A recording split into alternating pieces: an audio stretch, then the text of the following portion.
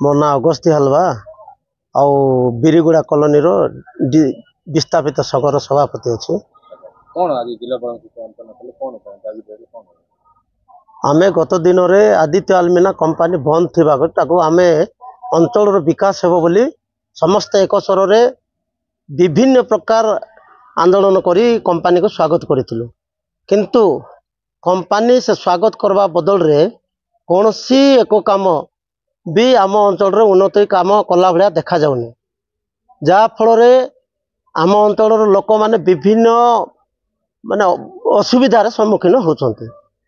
आमर गत दिन रे गत वर्ष आरपीडीएस मीटिंग होता सेठी केतोटी कार्य को सरकार हाथ को नेबे बोली से निष्पत्ति नहीं थिले।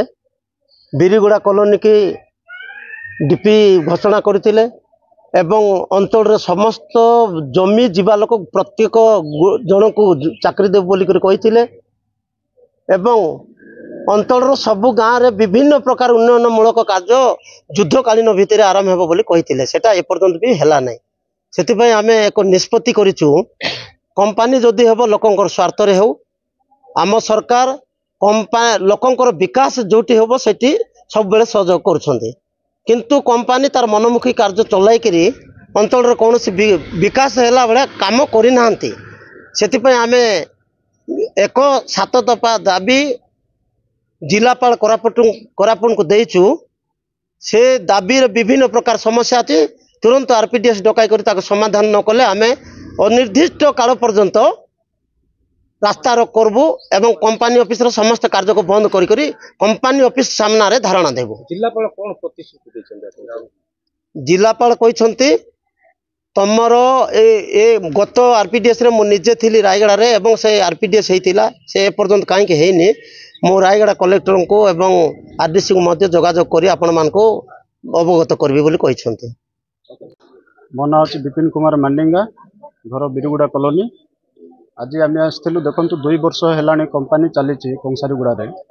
गत थर आरपीडीएस होगी वर्षे हो गला।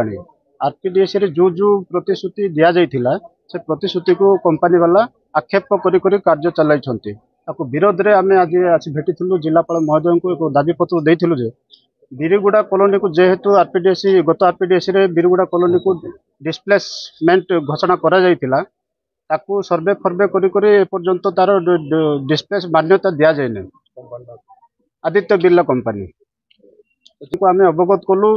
कंपनी रे स्थानीय लोक को ठिका कार्य मिलूना, स्थानीय लोक को डायरेक्ट निजुक्ति मिलूना, ए सब समस्या अच्छी। जमी जमार पेमेंट पत्र पाई ना किसी लोक जमीर वर्धित दर दि जाए ना, से सबू को अपेक्ष कर आज कंपनी पूरा निर्माण कार्य चली। एटा जदि आरपीडीएस तुरंत आरपीडीएस कर समाधान न करागले आम कंपनी समस्त कार्य को बंद कर राजरास्ता ओह्ल आंदोलन करने को बाध्य हो।